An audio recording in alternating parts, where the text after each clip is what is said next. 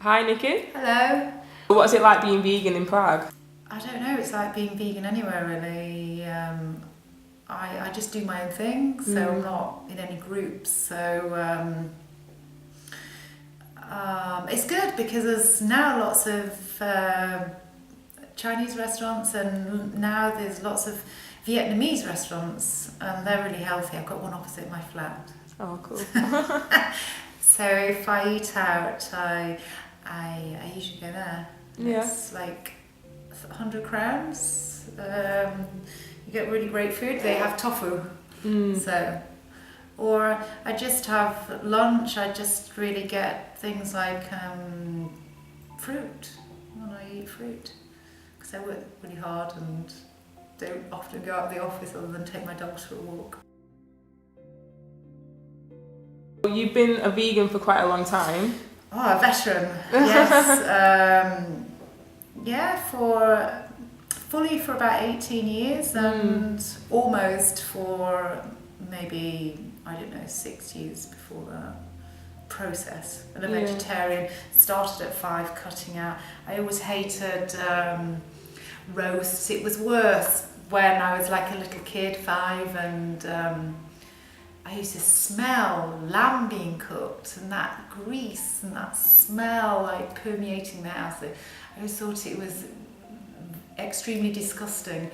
But, I never told you this, my family were butchers. Oh wow. So my grandparents are butchers, and my dad and his brothers worked in the butcher's shop. And so they thought that you had to eat meat and you could eat your vegetables. So I started at 5 this sort of fight with them. And I was considered to be some crazy kid. But to me, chewing big pieces of meat wasn't nice, really. So I started rejecting meat quite early, and then just cutting more and more out until I sort of 18, when I went to university. I never bought any, and there's lots of veggie burgers at the student union, so I sort of lived on those, and I never ate meat after them. So you kind of saw the connection between like an animal's life and like the meat on your plate from a young age? Initially, I didn't like the taste of it, but then I was surrounded by, I always had lots of animals at home, like tons, dogs, cats, mice, everything. So the connection between what it was, it was probably about 16 when I really started sort of understanding, because, back then there wasn't the exposure and information like there is now, and also there wasn't food available. Honestly, when I didn't have Sunday lunches, I actually had to put my foot down and fight. I used to have things like a pot noodle. Oh gosh. For lunch, because that was the only vegetarian thing on the market. There wasn't a culture of not eating meat. Yeah. Not in England anyway. Gosh. Imagine having pot noodles for Sunday lunch. Yeah, that was... You survived. I survived, yeah, but then I had to educate myself.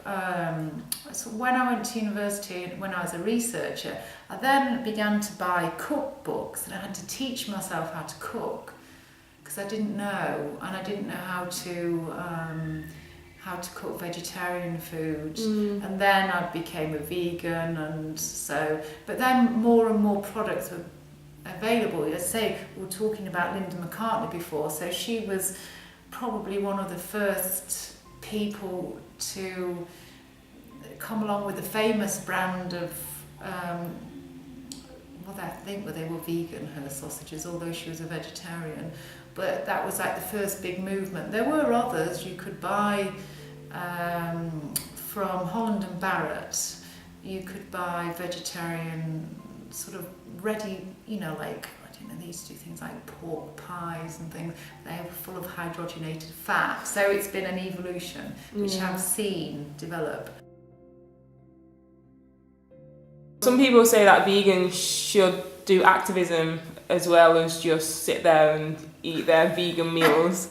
So what do you think about that? I think life's about personal choice, and I don't believe that we should force anything down anybody's neck or say, if we're talking about religion, that you should do this. That's the same, isn't it? So, but I think that if you choose to be a vegan, you do it because you've thought about it usually.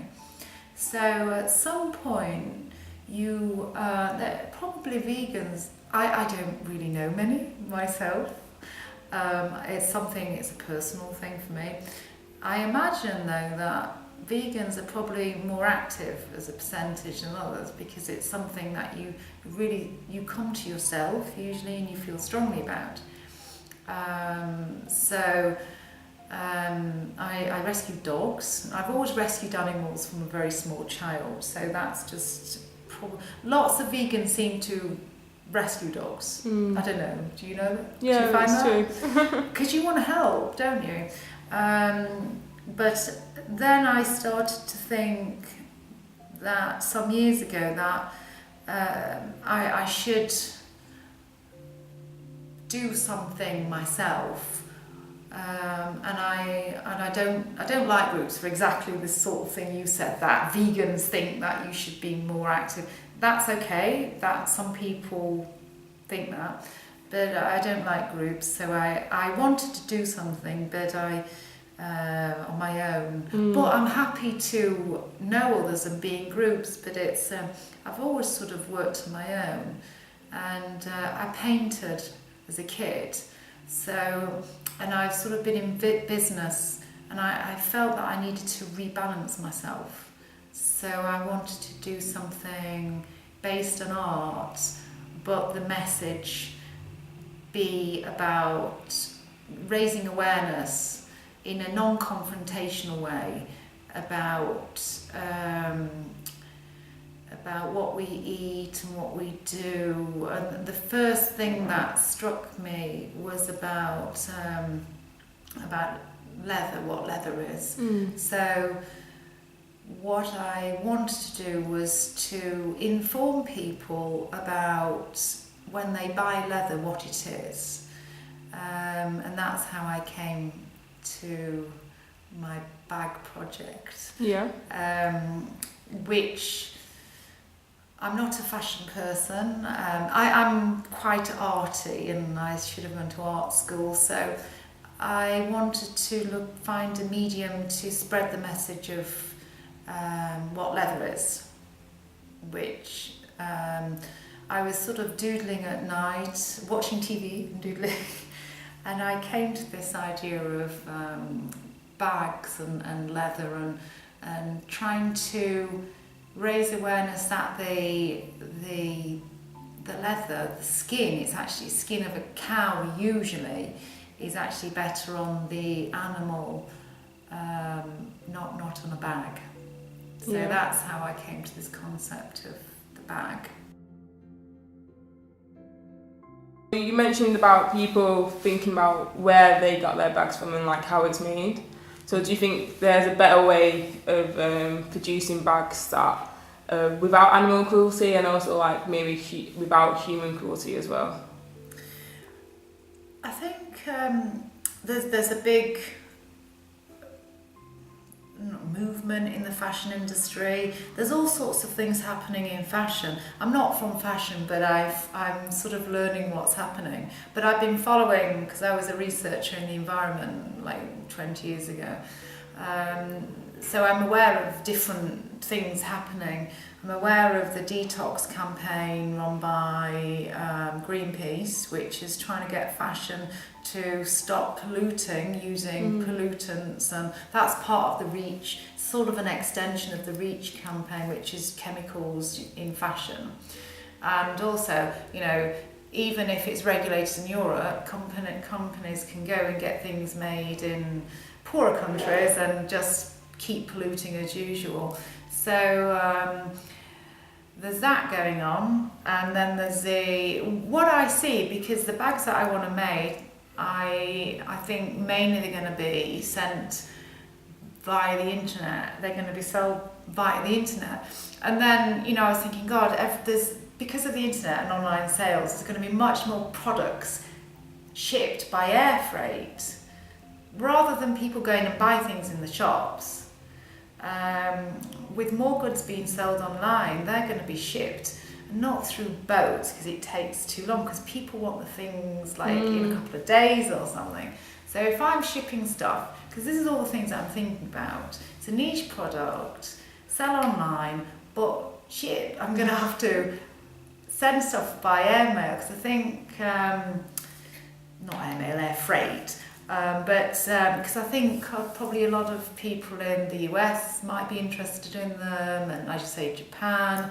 So then I think, God, I should have some element of the price which is related to the environmental degradation of manufacturing them and shipping them, which I don't think companies are thinking about that. And that's why one of the projects that I'm, as a sort of a sub-project with this, is intellectually looking at trying to encourage business owners to price the product slightly higher, and it's part of that corporate social responsibility, and take that cash themselves and keep it and invest in tree planting or whatever to offset carbon, rather than it being a government tax, which very few companies will actually do voluntarily, and no governments will bring in mandatory because it's a tax on business.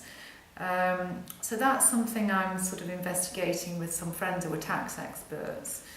And then the other thing is knowing where the bag is produced and who's producing it.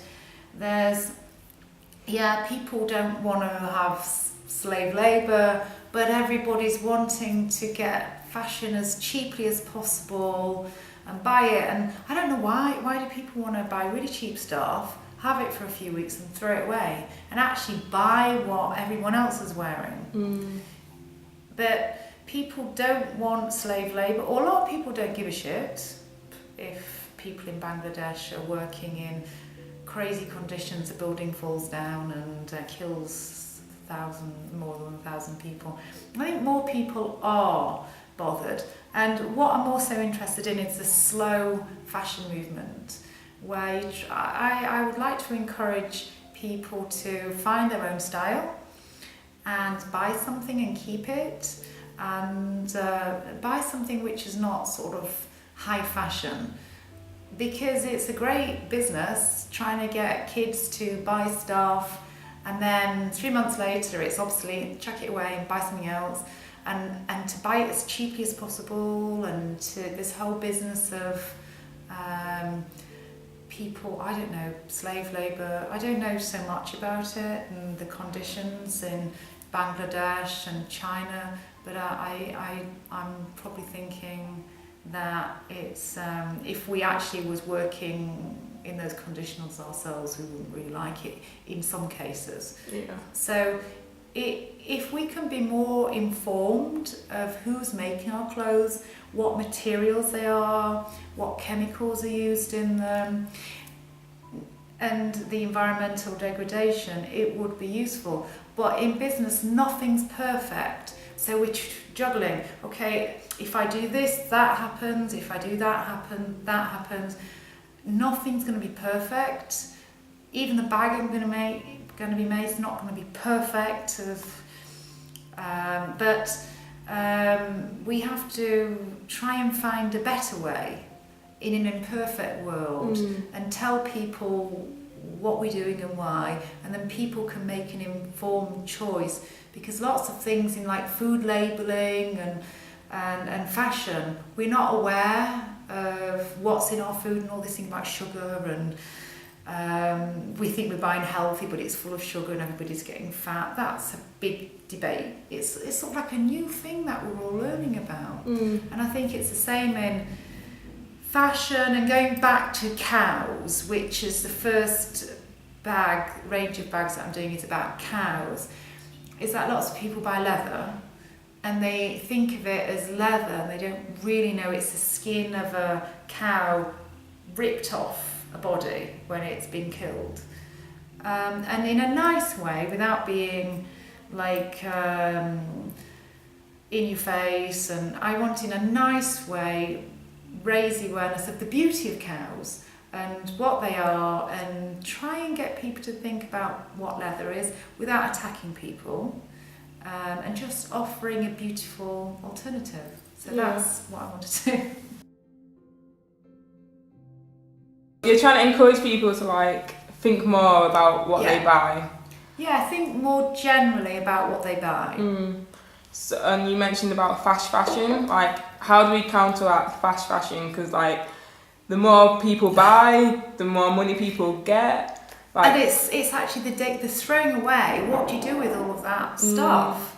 It's all waste. It's all part. Fast fashion. I just want to encourage people to develop their own individual thought process.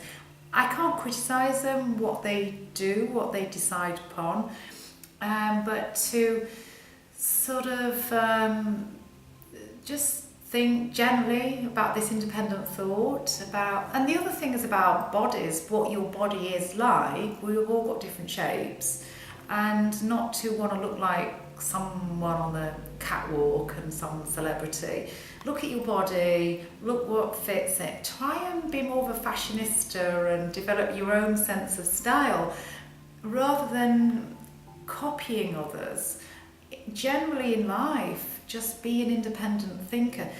We're not born as independent thinkers. We develop like that. So it's trying to encourage people to develop and questioning people. Oh, why do that and why? And I was always a bit of a pain in the arse questioning things. And I travelled and I met lots of people, and I asked them why and listened to them. So you end up sticking bits of other people and cultures onto you, and then you end up being much more sort of worldly, and you see, like because I travelled a lot and I lived abroad, I went back to England and I saw England from a different light. You do, the drinking culture, and I noticed English people did get drunk a lot. Where in France, where I lived after university, I noticed that people didn't drink as much, and teenagers went to cafes and they had ice cream and hot chocolates with their friends, teenagers. Where in England, we were all in bars underage, and it's true. So I noticed the difference. It's just that the more you meet different people, the more you travel, the more you speak to people, the more you're aware, generally, of things. Why did you become vegan? Well, awareness, and I just became more and more aware, and I used to speak. I did have back in the days when I became a vegan, there weren't many, but it was mainly what I saw was sort of intellectuals at university, and I used to speak to them. But I was a vegetarian for many years, and we talked, but they were environmentalists as well, because we were working in the environmental area. And then, so my friend who'd, I'd say, been radicalised at the Sorbonne, a friend I knew when I lived in France, she was challenging me and why I wasn't a vegan, and I spent an evening talking to her, and I was just making a lot of excuses. And literally when she went, I spent the evening really bullshitting. But of course she was challenging me, making me think, so the next day I just became a vegan, because I knew I'd been making up excuses. So it was the next day. Yeah, that's pretty cool.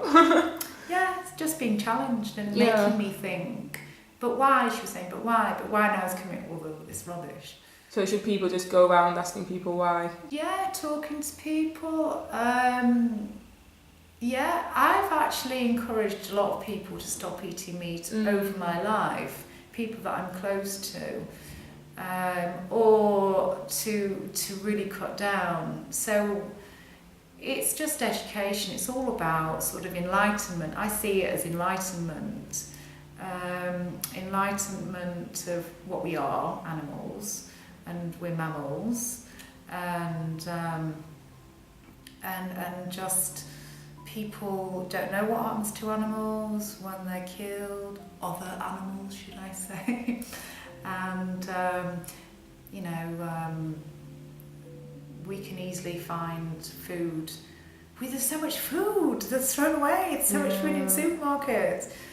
We don't need to, in my personal opinion, I can't push it onto everyone, we don't need to eat other animals because we've got so much food.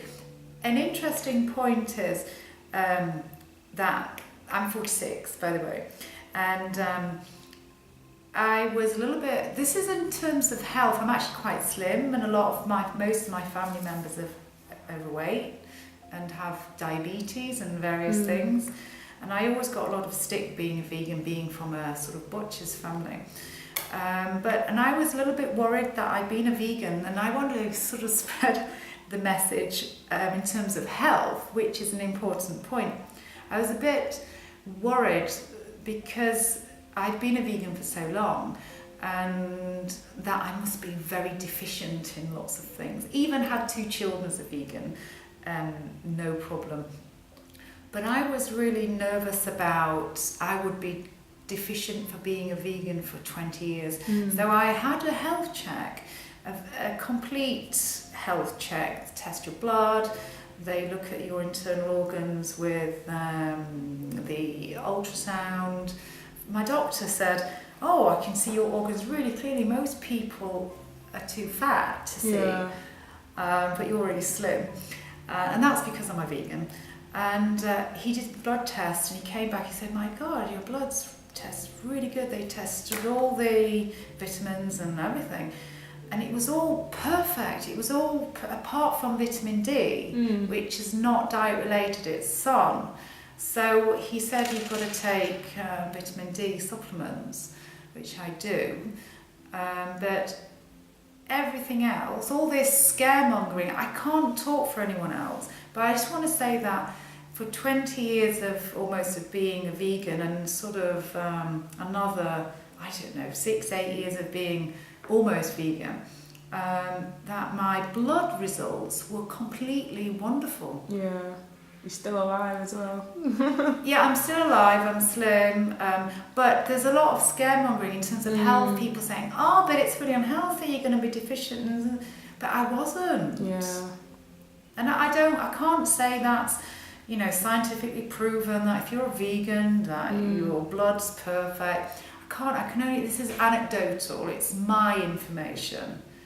And so all that scaremongering, oh, you're gonna be deficient in iron and folic acid. I wasn't. It was perfectly in the normal perfect range. There was nothing wrong with me. That's good. You can live healthy as a vegan. I can't say it's for everybody. For you, anyway. Because I'm not. I don't know. But for me, yeah, isn't it amazing? Yeah, definitely. Do you have any tips for people that want to go vegan? I read quite a lot of nutrition books because there was no sort of general education about it, and of course everybody said it's really unhealthy. I did read quite a lot of nutrition books, so I suggest that you do learn and you don't just eat normal food like traditional food without meat. So it's just a case of learning sort of what sorts of things you can eat.